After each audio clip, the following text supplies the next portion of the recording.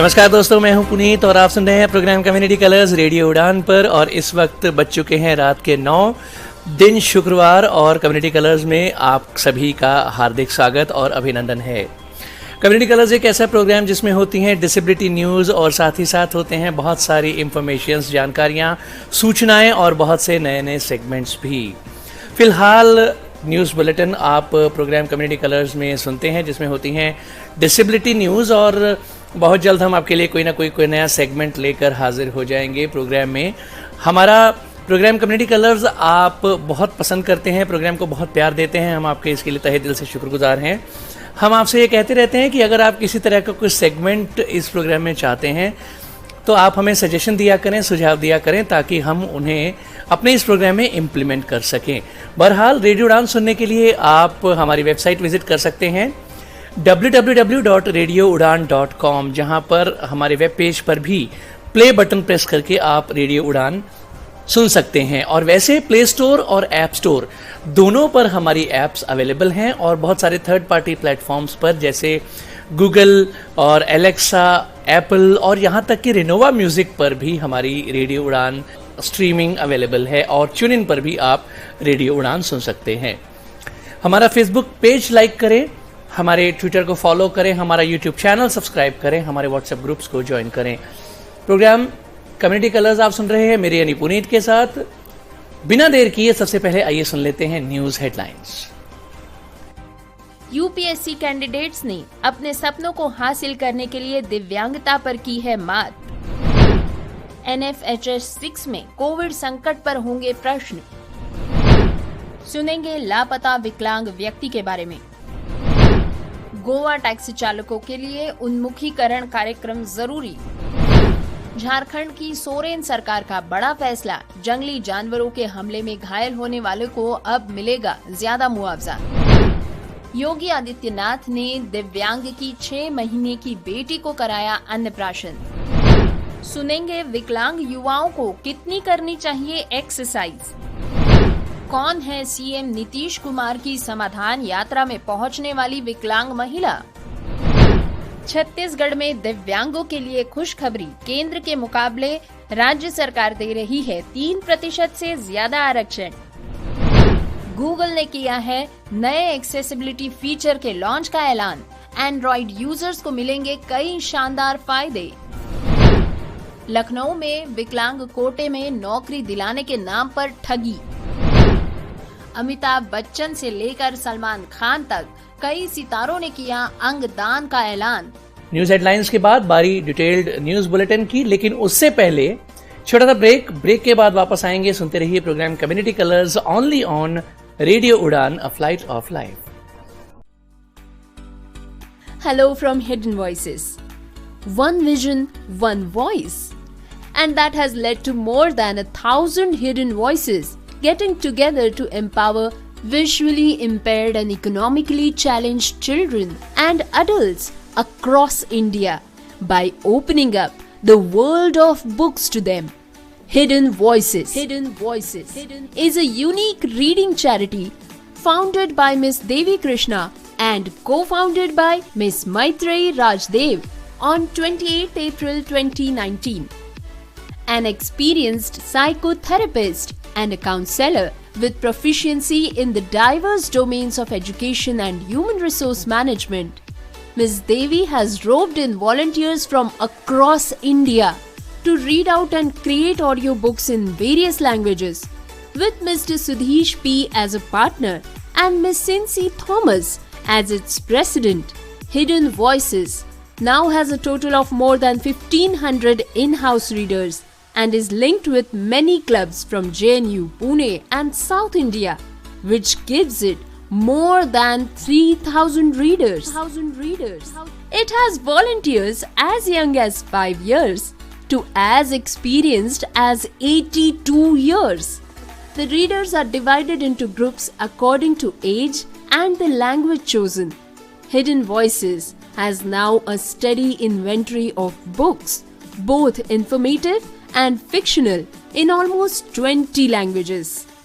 The audiobooks have been utilized by various institutions and groups like Fergusson College Pune, Lit the Light, Duty, Madras Club, etc. More than 50,000 lives have been touched and enriched by this program. For more information, send us an email on hiddenvoices2020@gmail.com. Programme में आप सभी का स्वागत। Detailed news bulletin जारी है। दोस्तों नमस्कार, आप सभी का फिर से एक बार स्वागत है हमारे news and update show community colours में। मैं हूं आरजे गौरी और अभी तक आप सुन चुके हैं आज के शो के हेडलाइंस। शो में आगे बढ़ते हुए सुनते हैं इस हफ्ते की डिसेबिलिटी जगत से जुड़ी कुछ महत्वपूर्ण खबरें विस्तार से। आज की हमारी पहली खबर है यूपीएससी के कैंडिडेट्स के बारे में। दोस्तों जैसा कि आप सभी जानते हैं कि यूपीएससी सिविल सेवा परीक्षा के परिणाम मंगलवार को घोषित किए जा चुके हैं, जहां पर आयोग द्वारा विभिन्न सेवाओं में नियुक्ति के लिए कुल 933 उम्मीदवारों, जिनमें 613 पुरुषों और 320 महिलाओं को चुना गया है। तो साथ ही साथ हम आपको ये भी बता दें कि कुछ ऐसे उम्मीदवार भी हैं जो सभी बाधाओं को पार करते हुए विकलांगता को अपनी सफलता में बाधा नहीं बनने दे रहे, खुद को एक प्रेरणा के रूप में स्थापित कर रहे हैं। लोक सेवा संघ आयोग यूपीएससी की परीक्षा पास करना कोई आसान काम नहीं है और इसके ऊपर अन्य बाधाओं का एक गुच्छा है जिसमें सिविल सेवा के सपने चकनाचूर हो सकते हैं। लेकिन ऐसे उम्मीदवार भी हैं जो सभी बाधाओं को पार करते हैं, अक्षमता को अपनी सफलता में बाधा नहीं बनने देते और अपनी अक्षमता पर मात करते हुए दूसरों के लिए प्रेरणा बन जाते हैं। इस प्रतिष्ठित परीक्षा में 760वीं रैंक हासिल करने वाली अखिला बीएस ने उम्मीद नहीं छोड़ी और कभी भी अक्षमता को अपनी सफलता में बाधा नहीं बनने दिया। 5 साल की उम्र में एक बस दुर्घटना में अपना दाहिना हाथ गंवाने वाली 28 वर्षीय इस लड़की ने अच्छे अंकों से परीक्षा में सफलता हासिल की है। दोस्तों अखिला की कहानी कुछ इस प्रकार है कि उनके पापा एक सरकारी हाई स्कूल में प्रधान अध्यापक है और अखिला का 11 सितंबर 2000 को एक भयानक दुर्घटना में दाहिना हाथ उनसे अलग हो गया था। उन्हें जर्मनी के डॉक्टरों से परामर्श करने के लिए कहा गया था। दुर्घटना पर काबू पाने के बाद अखिला अपने दैनिक कार्यों को अपने बाएं हाथ से करने लगी। उन्होंने उच्चतम अंकों के साथ अपनी बोर्ड की परीक्षा उत्तीर्ण की। आईआईटी मद्रास से इंटीग्रेटेड एमए करने के बाद उन्होंने सिविल सर्विसेज की तैयारी शुरू की। उन्होंने अपने तीसरे प्रयास में सफलता भी हासिल की। पहले 2 प्रयासों में उन्होंने प्रीलिम्स भी क्लियर किया था। मीडिया से बात करते हुए वे कहती है कि आईएएस का सपना मेरे शिक्षक द्वारा दिया गया था, जिन्होंने मुझे कलेक्टर के पेशे के बारे में बताया।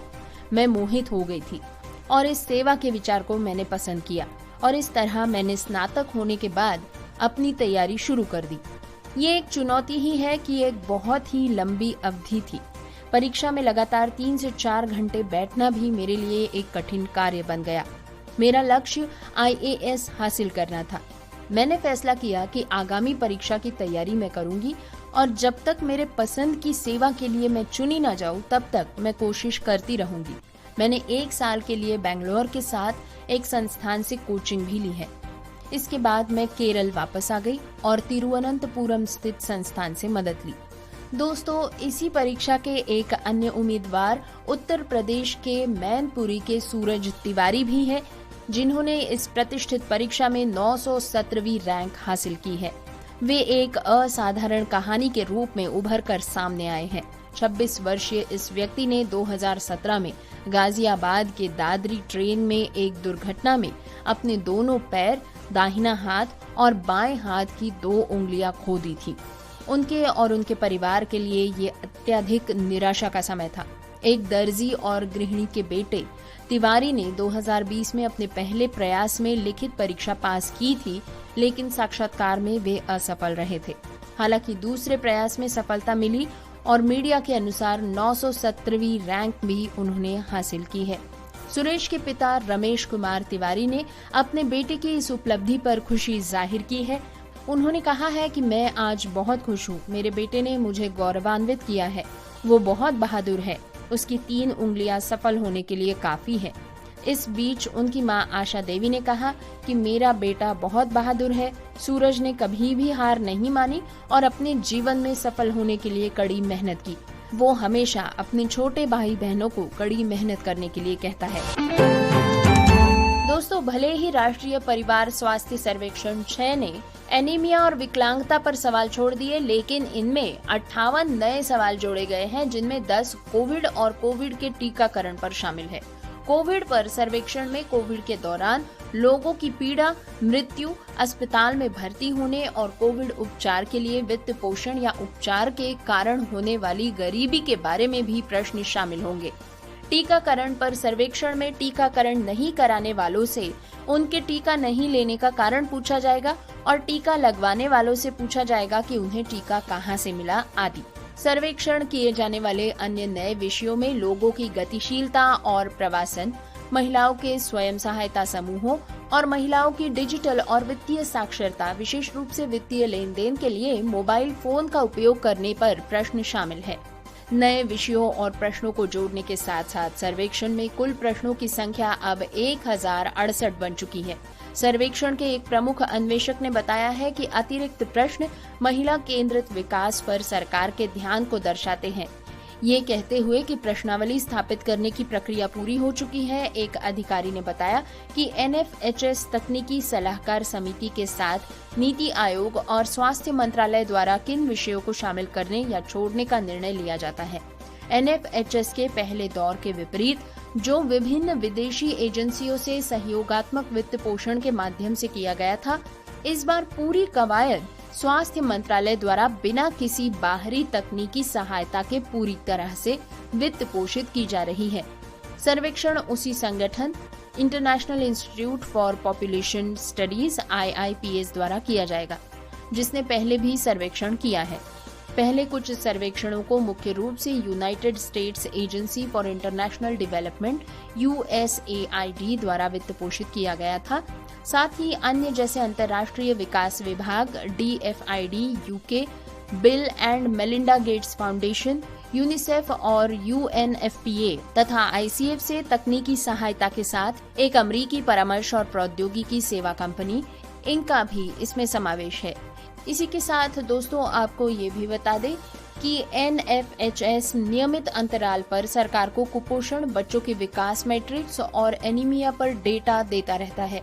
इसीलिए इस पर नियंत्रण रखना सरकार के लिए महत्वपूर्ण है। दोस्तों, अब खबर है हैदराबाद से। यहाँ पर एक विकलांग व्यक्ति के लापता होने की खबर आ रही है। मलकजगिरी के एक विकलांग व्यक्ति, जिनका नाम है के रामू, उम्र है 29 साल, अपने घर से लापता हो गए हैं। इस गुमशुदगी का मामला दर्ज किया जा चुका है। दोस्तों, प्रोग्राम में अब आपको ले चलते हैं गोवा से आ रही इस खबर की ओर। यहाँ पर परिवहन मंत्री मोविन गुडिनो का कहना है कि अब प्रशिक्षित ड्राइवर पर्यटकों की सेवा करेंगे।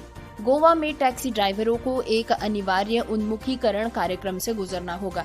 परिवहन मंत्री मोविन गुडिनो ने कहा कि ये सुनिश्चित किया जाएगा कि पर्यटकों को खान पान के दौरान ड्राइवरों को अच्छी तरह से प्रशिक्षित किया जाए।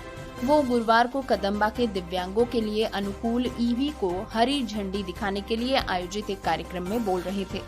उनका कहना है कि गोवा के टैक्सी ड्राइवर राज्य के राजदूत है और पर्यटकों के संपर्क में आने वाले पहले व्यक्ति हैं। उन्हें अनिवार्य रूप से 2 सप्ताह के उन्मुखीकरण कार्यक्रम से गुजरना होगा और उसके बाद ही उन्हें राज्य में काम करने के लिए अपना बैज सौंपा जाएगा। गोवा का पहला विकलांग अनुकूल EV लॉन्च किया गया है। गोवा के कदम्बा परिवहन निगम KTC ने गुरुवार को 20 विकलांगता अनुकूल इलेक्ट्रॉनिक वाहनों EV को हरी झंडी दिखाई। 9 मीटर लंबाई की 20 बसें स्मार्ट सिटी मिशन के तहत केवल पणजी और उसके आसपास के इलाकों में चलेंगी। बसेस में एक सुविधा है जिसमें व्हील चेयर से चलने वाले व्यक्तियों के साथ साथ वरिष्ठ नागरिकों, बच्चों और गर्भवती महिलाओं के लिए बोर्डिंग में आसानी के लिए फर्श को नीचे झुकाया जा सकता है।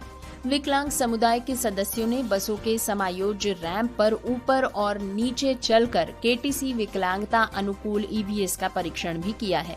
Disability rights association of Goa Elvino DSA के अध्यक्ष ने कहा है कि हम इन बसों के लॉन्च से बेहद खुश हैं और उम्मीद करते हैं कि इसकी सेवाएं गोवा के अन्य हिस्सों में भी बढ़ाई जाएंगी। 9 मीटर की ईवी गोवा की पहली विकलांग अनुकूल इलेक्ट्रिक बसेस होंगी। दोस्तों, अब आपको सुनाते हैं खबर झारखंड से, जहां पर कैबिनेट ने सार्वजनिक क्षेत्र के बैंक के प्रशासनिक ब्लॉक के निर्माण के लिए 11.23 करोड़ रुपए की लागत से रांची के नगड़ी में बैंक ऑफ इंडिया को 1.57 एकड़ भूमि के हस्तांतरण के प्रस्ताव को भी मंजूरी दे दी है। यहां पर सरकार जंगली जानवरों के हमलों के शिकार हुए लोगों का मुआवजा बढ़ाएगी। गंभीर रूप से घायल होने वाले लोगों को अब सरकार 1.5 लाख रुपए देगी। वहीं जंगली जानवरों के शिकार होने वाले विकलांगों को सरकार 3.25 लाख रुपए देगी। मुख्यमंत्री हेमंत सोरेन की अध्यक्षता में बुधवार को हुई राज्य मंत्रिमंडल की बैठक में ये निर्णय लिया गया।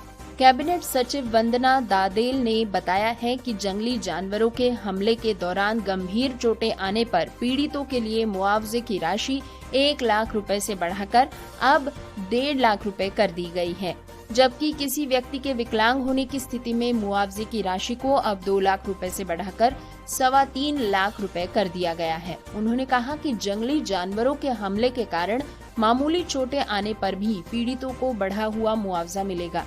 मुआवजी राशि को 15,000 रुपए से बढ़ाकर 25,000 रुपए कर दिया गया है और इसके अलावा घर और संपत्ति के नुकसान की भरपाई के लिए भी अब 1 लाख रुपए सरकार देगी। इसी के साथ साथ कैबिनेट ने सार्वजनिक क्षेत्र के बैंक के प्रशासनिक ब्लॉक के निर्माण के लिए 11.23 करोड़ रुपए की लागत से रांची के नगड़ी में बैंक ऑफ इंडिया को 1.57 एकड़ भूमि के हस्तांतरण के प्रस्ताव को भी मंजूरी दी है।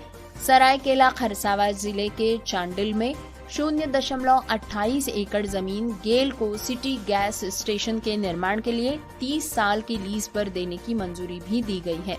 अन्य प्रस्तावों में आयुष्मान भारत योजना के तहत गिरिडीह में 100 बिस्तरों वाला क्रिटिकल केयर हेल्थ ब्लॉक अस्पताल भी शामिल किया गया है।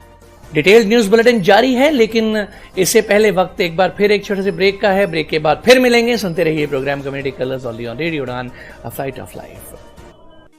हिडन वॉइसेस की तरफ से आप सभी का स्वागत।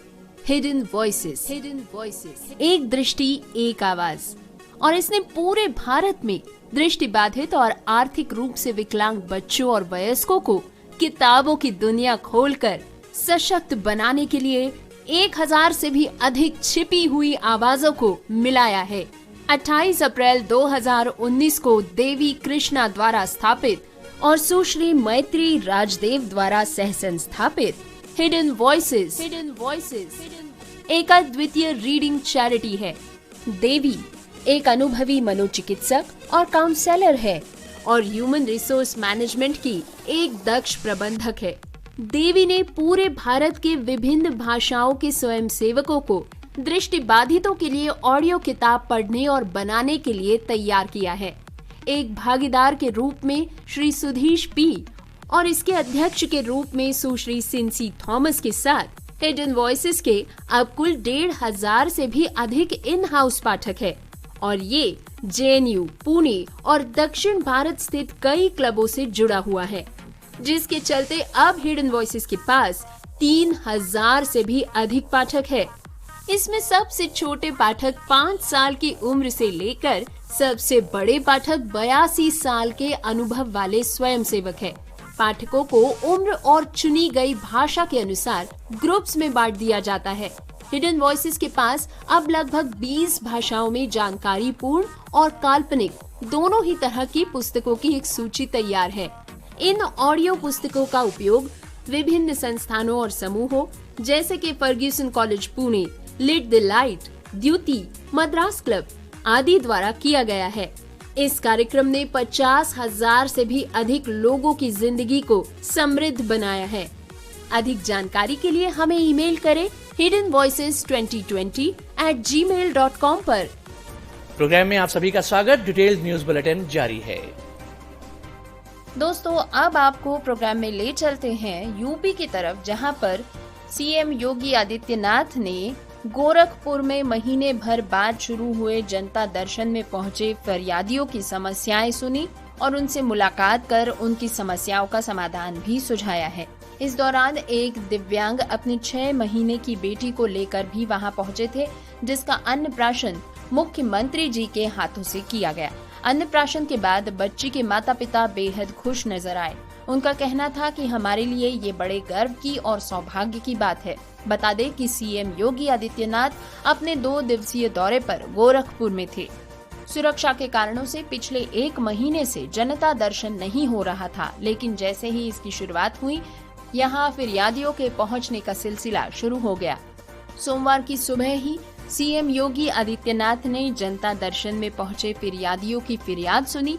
सीएम योगी ने जनता दर्शन में पहुंचे फरियादियों की फरियाद सुनी और उनकी समस्या के निराकरण के लिए अधिकारियों को आवश्यक दिशा निर्देश भी दिए। इस दौरान मुख्यमंत्री का बाल प्रेम एक बार फिर से देखने को मिला, जब उन्होंने दिव्यांग विवेक की 6 महीने की बेटी को गोद लेकर अपने हाथों से उसका अन्नप्राशन, एक संस्कार जिसमें छोटे बच्चों को पहली बार अन्न ग्रहण कराया जाता है, कराया और उसे आशीर्वाद भी दिया। बिटिया का अन्नप्राशन मुख्यमंत्री के हाथों होने के बाद दिव्यांग विवेक अपनी पत्नी के साथ बेहद खुश नजर आ रहे थे। उन्होंने कहा कि मेरी बिटिया का अन्नप्राशन मुख्यमंत्री जी के हाथों होना हमारे लिए बड़े गर्व और सौभाग्य की बात है। दोस्तों, प्रोग्राम में अब आपको ले चलते हैं एक थोड़ी सी अलग लेकिन उतनी ही महत्वपूर्ण खबर की ओर, जिसमें हम सुनेंगे कि विकलांग युवाओं को कितनी करनी चाहिए एक्सरसाइज। फ्रेंड्स, सक्रिय होना शारीरिक और मानसिक स्वास्थ्य दोनों के लिए भी अच्छा होता है। यही कारण है कि साक्ष्य आधारित सिफारिशें लंबे समय से लोगों को सलाह देने के लिए मौजूद है कि स्वस्थ तन और मन बनाए रखने के लिए उन्हें प्रत्येक सप्ताह कितना और किस प्रकार का व्यायाम करना चाहिए। लेकिन सालों से इन सिफारिशों ने विकलांग लोगों की जरूरतों को काफी हद तक नजरअंदाज किया है। हालांकि 2019 में विकलांग वयस्कों के लिए शारीरिक गतिविधि दिशा निर्देश भी तैयार किए गए थे। फिर भी बच्चों और युवाओं के लिए इस बात के सुनिश्चित दिशा निर्देश नहीं थे कि उन्हें कितनी शारीरिक गतिविधि की आवश्यकता है। इस अनिश्चितता और साक्ष्य आधारित दिशा निर्देशों की आवश्यकता को देखते हुए विकलांगों के लिए यूके के पहले शारीरिक गतिविधि दिशा निर्देश इस प्रोग्राम में हम बताने जा रहे हैं। दोस्तों, आज जो भी सिफारिशें आप सुनेंगे ये वैज्ञानिक अनुसंधान और विकलांगों के इनपुट्स पर आधारित है। अलग अलग तरह की विकलांगताओं और आयु वर्गों के लिए उपयोगी अनुशंसाएं बनाना एक चुनौती रहा है।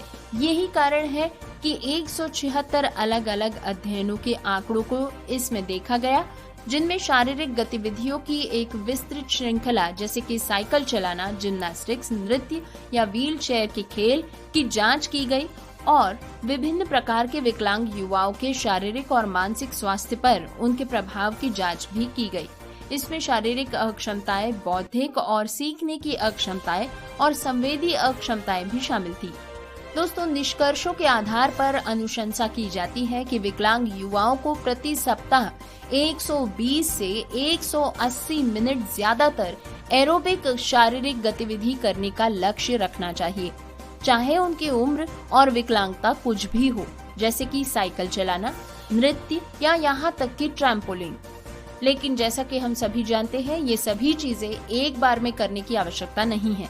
हालांकि सबूतों से पता चलता है कि विकलांग युवाओं को स्वास्थ्य लाभ के लिए दिन में 20 मिनट पर्याप्त है, लेकिन इसका मतलब ये नहीं कि वो इससे ज्यादा नहीं कर सकते, बशर्ते वो ऐसा करने के लिए इच्छुक और सक्षम हो। उदाहरण के लिए इस अवधि को सप्ताह में प्रतिदिन 20 मिनट या सप्ताह में केवल 3 बार 40 मिनट में विभाजित किया जा सकता है। कार्डियोवास्कुलर स्वास्थ्य में सुधार लाने के लिए एरोबिक व्यायाम न केवल महत्वपूर्ण है, बल्कि ये संतुलन में सुधार करने में भी मदद करते हैं। युवाओं को शांत और कम तनाव महसूस करने में भी ये मदद करते हैं और आत्मविश्वास में भी सुधार कर सकते हैं। सामान्य युवाओं के लिए ये सिफारिश प्रत्येक दिन 60 मिनट की मध्यम या जोरदार तीव्रता वाली शारीरिक गतिविधि से कम है। विकलांग युवाओं को कम गतिविधि की आवश्यकता हो सकती है, क्योंकि कुछ अक्षमताओं के कारण उन्हें व्यायाम करने के लिए सामान्य लोगों से अधिक मेहनत करनी पड़ सकती है। चुनौतीपूर्ण ताकत और संतुलित केंद्रित गतिविधियों को प्रति सप्ताह लगभग 3 बार करना महत्वपूर्ण है, जिसमें जिम्नास्टिक, नृत्य, योग, यहाँ तक कि खेल खेलने जैसी गतिविधियां शामिल हो सकती हैं। शोध से पता चला है कि इस प्रकार के व्यायाम मोटर कौशल, ताकत और धीरज बढ़ाने में मदद करते हैं। इसके अलावा ये दिखाने के लिए कोई सबूत नहीं मिला कि विकलांग युवाओं के लिए शारीरिक गतिविधि असुरक्षित है, जबकि ये उनकी उम्र और शारीरिक और मानसिक कार्य के लिए उपयुक्त स्तर पर किया जाता है। कोई भी शारीरिक गतिविधि कुछ भी नहीं से बेहतर होती है, इसलिए छोटी मात्रा में भी स्वास्थ्य लाभ मिल सकता है। दोस्तों, इस शोध को 250 विकलांग युवाओं के साथ साझा किया गया और इस पर उनकी सिफारिशें मांगी गई।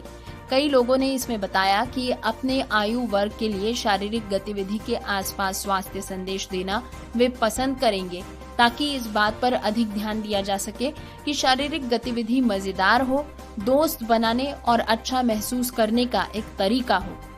उन्होंने बताया कि सक्रिय होने का मतलब पूरे दिन टुकड़ों टुकड़ों में कुछ कुछ करते रहना है और उन्हें इसका लाभ भी मिलता है।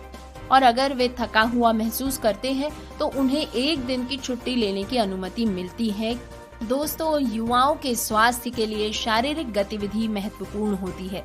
ये फिटनेस, ताकत, मानसिक स्वास्थ्य, कार्यात्मक कौशल के लिए महत्वपूर्ण है। यहाँ तक कि युवा लोगों के लिए समाजीकरण का एक तरीका भी है। लेकिन इन शारीरिक गतिविधि लक्ष्यों को प्राप्त करने का मतलब जिम में अधिक समय बिताना या संचरित कसरत करना नहीं है। दोस्तों के साथ बाहर खेलना, पैदल चलना या स्कूल जाना और यहाँ तक कि घर पर गेंद को आगे पीछे उछालना जैसी साधारण चीजें भी दिन में शारीरिक गतिविधि का हिस्सा बनने के सभी आसान तरीके बनाती है। दोस्तों, अब खबर बिहार के सिवान से।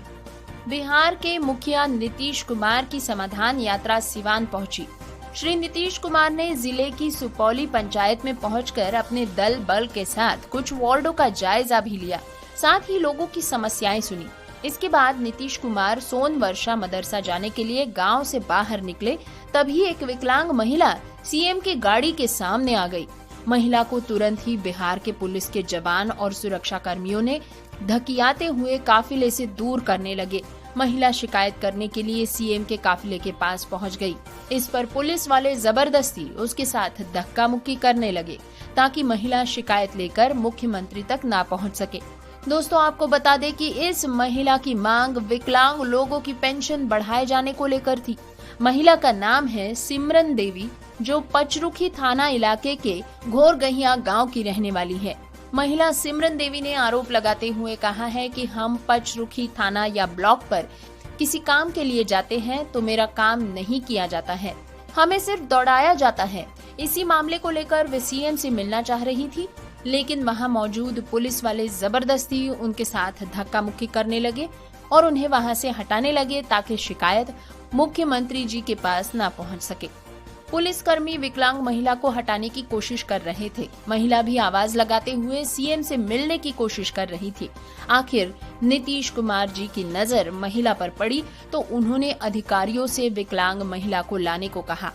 फिर सिमरन देवी ने नीतीश जी से मिलकर अपनी समस्या सुनाई। सीएम नीतीश ने महिला की शिकायत सुन जिलाधिकारी अमित कुमार पांडेय को समस्या का समाधान जल्द से जल्द करने का निर्देश भी दिया है। दोस्तों, प्रोग्राम में आइए अब आपको ले चले छत्तीसगढ़ की ओर, जहां पर दिव्यांगों के लिए अब आरक्षण और बढ़ा दिया गया है। भारत सरकार के मुकाबले ये 3% ज्यादा है। ये प्रदेश के दिव्यांगों के लिए एक बड़ी खुशखबरी है। छत्तीसगढ़ सरकार केंद्र के 4% के मुकाबले 7% आरक्षण दे रही है। इस पहल से प्रदेश के दिव्यांगजनों को काफी सहूलियत मिलेगी। रोजगार कार्यालय रायपुर के उप संचालक ने इस बारे में बताया कि शासन के विभिन्न विभागों में प्रथम से लेकर चतुर्थ श्रेणी की सीधी पदों की भर्ती और पदोन्नति में आरक्षण का प्रावधान किया गया है। बता दें कि दिव्यांगजन अधिकार अधिनियम 2016 को 19 अप्रैल 2017 को लागू किया गया है। उक्त अधिनियम की धारा 34 उप धारा 1 का प्रावधान है। इसके अनुसार छत्तीसगढ़ राज्य में राज्य शासन के सभी विभागों के अंतर्गत आने वाले मंडल आयोगों में सीधी भर्ती के माध्यम से भरे जाने वाले सभी श्रेणियों के पदों पर दिव्यांग जनों के लिए 7% आरक्षण निर्धारित किया गया है। दोस्तों, साथ ही साथ आपको ये भी बता दें कि किसी भी दिव्यांग व्यक्ति को किसी के लिए आरक्षित रिक्ति को उस दिव्यांगता वाले उपयुक्त व्यक्ति के उपलब्ध न होने के कारण अथवा प्रशासकीय अनुमोदन के बाद चारों श्रेणी में आपसी अदला बदली के बाद भी उपयुक्त व्यक्ति उपलब्ध न होने के कारण भरा नहीं जा सकता है तो उसे अगले भर्ती वर्ष के लिए कैरी फॉरवर्ड भी किया जाएगा। आप ये भी जान लें कि दिव्यांग व्यक्तियों को चारों श्रेणियों के लिए अलग अलग आरक्षण मिलेगा, लेकिन इसके लिए दिव्यांगता प्रमाण पत्र प्रस्तुत करना अनिवार्य है। दोस्तों, अब एक इंटरेस्टिंग खबर सुनते हैं गूगल से। गूगल अधिक लोगों को लाइव कैप्शंस उपलब्ध करा रहा है। अब अधिक users real time captions generate करने के लिए क्रोम, एंड्रॉइड और गूगल मीट पर लाइव कैप्शन का उपयोग कर सकेंगे। टेक दिग्गज गूगल ने नए accessibility feature new accessibility features update की घोषणा कर दी है। Global accessibility awareness day GAAD मनाने के लिए गूगल ने एक्सेसिबिलिटी डिवाइसेस और फीचर अपडेट की एक सीरीज को पेश किया है। इनमें AI क्षमताओं के साथ लुकआउट, व्हीलचेयर एक्सेसिबिलिटी और अन्य एक्सेसिबिलिटी सुविधाएं शामिल है। गूगल अधिक से अधिक लोगों को लाइव कैप्शन उपलब्ध करा रहा है। अब अधिक users real time caption generate करने के लिए क्रोम, एंड्रॉइड और गूगल मीट पर लाइव कैप्शंस का उपयोग कर सकेंगे। गूगल एंड्रॉइड टैबलेट के लिए एक नया कैप्शन बॉक्स भी टेस्ट कर रहा है। कॉल के लिए लाइव कैप्शन आपको कॉल पर अपने रिस्पॉन्स को टाइप करने की सुविधा देगा। आपका जवाब दूसरे कॉलर को लाउड सुनाई देगा। दोस्तों, इसी के साथ पेश की गई नई सुविधाओं और अपडेट में लुकआउट और नया इमेज क्वेश्चन एंड आंसर नामक एक नई सुविधा को भी जोड़ा गया है। गूगल ने दृष्टिबाधित समुदाय को रोजमर्रा के कार्यों को आसानी से पूरा करने में मदद करने के लिए 2019 में लुकआउट की शुरुआत की थी। अब इमेज Q&A फीचर के साथ गूगल लुकआउट को अगले स्तर पर ले जाने के लिए AI और डीप माइंड को मिला रहा है। ये सुविधा फोटो को डिटेल में बता सकती है। यूजर्स इमेज के बारे में या तो टाइप करके या आवाज के माध्यम से प्रश्न भी पूछ सकते हैं। वर्तमान में गूगल इस सुविधा की टेस्टिंग कर रहा है। गूगल साल के अंत तक सार्वजनिक रोल आउट शुरू करने की योजना बना रहा है। एंड्रॉइड के लिए क्रोम अब URL में टाइपो का पता लगा सकता है। दोस्तों, इसी के साथ साथ क्रोम ब्राउजर भी अब बेहतर होने जा रहा है। एंड्रॉइड के साथ साथ क्रोम अब URL में टाइपो का पता भी लगा सकता है। लेटेस्ट अपडेट के साथ रेलेवेंट सुझाव भी दे सकता है। क्रोम डेस्कटॉप यूजर्स के लिए पहले से ही उपलब्ध है। ये सुविधा अगले कुछ महीनों में धीरे धीरे एंड्रॉइड यूजर्स के लिए भी शुरू हो जाएगी। इसी के साथ गूगल टॉकबैक में भी एक नई सुविधा को अपडेट किया गया है, जिसकी मदद से विकलांग लोगों के लिए टैब मैनेज करना आसान हो जाएगा। इसी के साथ साथ गूगल मैप्स में भी अब सुविधा मिलेगी। गूगल मैप्स को व्हील चेयर एक्सेसिबिलिटी अपडेट भी दिया गया है, जो व्हील चेयर एक्सेसिबिलिटी आइकन को डिफॉल्ट रूप से अधिक सक्षम बनाएगा। इस सुविधा को और बढ़ाने के लिए गूगल दुनिया भर के बिजनेस ओनर, लोकल गाइड्स और मैप कम्युनिटी के साथ सहयोग कर रहा है। नए अपडेट में एक फास्ट और अधिक विश्वसनीय टेक्स्ट टू स्पीच फीचर भी शामिल किया जा रहा है, जो कि वेयर OS 4 का एक भाग होगा, जिसकी घोषणा गूगल I/O 2023 के इवेंट में की गई थी। दोस्तों, अब बात करते हैं लखनऊ से आ रही इस खबर के बारे में, जहां पर FSI में विकलांग कोटे में नौकरी दिलाने के नाम पर जालसाज ने बबीता पांडे नामक एक व्यक्ति से 2,46,000 रुपए ठग लिए। पीड़िता ने इंदिरा नगर थाने में केस दर्ज कराया है। इंदिरा नगर के तकरोही के बादशाह खेड़ा लक्ष्मण सिटी निवासी बबीता पांडे की मुताबिक भाई सत्य प्रकाश के दोस्त राजकुमार देवांगन को दिव्यांग होने की जानकारी थी। 2 साल पहले राजकुमार ने FSI में विकलांग कोटे में नौकरी दिलाने की बात कही। राजकुमार ने बताया कि उनके दोस्त हेमंत वाजपेयी की विभाग में अच्छी पकड़ है। बातचीत में तय हुआ कि नौकरी के लिए 4 लाख रुपए लगेंगे। युवती के पिता ने कर्ज लेकर 2.5 लाख रुपए एडवांस दे दिए। आरोपी कुछ दिनों तक लॉकडाउन का बहाना करते रहे। दबाव बनने पर नियुक्ति पत्र थमाया, जो जांच में फर्जी निकला। दोस्तों, प्रोग्राम की हमारी आखिरी खबर से हम आज आपको ले चलेंगे बॉलीवुड की तरफ, जहां पर एक बड़ी ही सराहनीय बात हम सुनने जा रहे हैं कि इन सभी बड़े सितारों ने ऑर्गन डोनेशन माने के अंग दान का ऐलान किया है। आइए जानते हैं इनमें कौन कौन शामिल है।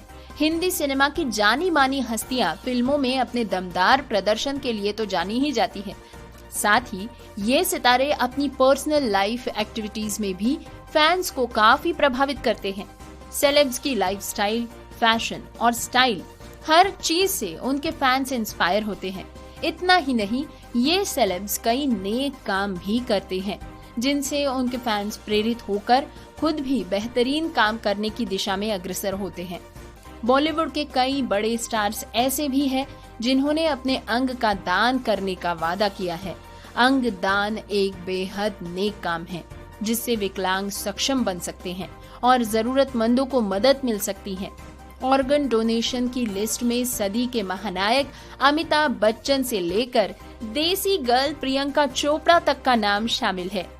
बॉलीवुड के शहंशाह अमिताभ बच्चन ने अपनी शानदार एक्टिंग से फैंस के दिलों पर गहरी छाप छोड़ी है। साथ ही 80 साल की उम्र में भी पर्दे पर एक्टिव रहते हुए निरंतर काम करने के लिए प्रेरित करते हुए वे नजर आते हैं। बिग बी की आंखों से हर कोई दुनिया को देखना चाहेगा। सदी का ये महानायक उन सितारों में से एक है जिन्होंने अपनी आंखें दान कर दी है। इस तरह उनके इस निर्णय से करोड़ों लोगों को प्रेरणा मिल रही है। मुड़ते हैं अगली अदाकारा अमिताभ बच्चन की बहू और बेहतरीन एक्ट्रेस ऐश्वर्या राय की ओर। वे अपनी खूबसूरती के लिए फैंस के बीच काफी पॉपुलर है। साथ ही उनकी नीली आंखें उन्हें बाकी हसीनाओं से अलग कर देती है। ऐश्वर्या अपनी शख्सियत पर 4 चांद लगाने वाली अपनी आंखों को दान करने का ऐलान पहले ही कर चुकी है। इस तरह ऐश ने अपने फैंस को और भी ज्यादा इंस्पायर किया है। दोस्तों, इसी के साथ बॉलीवुड इंडस्ट्री के मिस्टर परफेक्शनिस्ट आमिर खान, जो कि बेहद कम फिल्में करते हैं, लेकिन वो जब भी किसी मूवी का ऐलान करते हैं उनके फैंस का बज़ काफी ज्यादा हाई हो जाता है। आमिर खान ने तो अपने शरीर का हर एक अंग जैसे कि किडनी, लीवर, आंखें, पैनक्रियाज, हार्ट वाल्व, त्वचा, आंत, हृदय, फेफड़े और ईयर ड्रम दान करने का फैसला किया है। इसका ऐलान इस एक्टर ने साल 2014 में महाराष्ट्र कैडेवर अंग दान दिवस पर कर दिया था। आगे बढ़ते हुए सुनते हैं पूर्व मिस वर्ल्ड, ग्लोबल आइकॉन और बॉलीवुड इंडस्ट्री की देसी गर्ल प्रियंका चोपड़ा के बारे में। वे लोगों को प्रेरित करने का कोई मौका नहीं छोड़ती है। प्रियंका उन शख्सियत में से है जो अंग दान को जरूरी मानती है। एक्ट्रेस का कहना है कि अंग दान को बढ़ावा देने के लिए वो अपने सेलिब्रिटी स्टेटस का भी इस्तेमाल करेंगी। आपको जानकर हैरानी होगी कि प्रियंका अपने शरीर के सभी अंगों को दान करने का ऐलान कर चुकी है। दोस्तों, इसी रेस में सलमान खान भी पीछे नहीं है।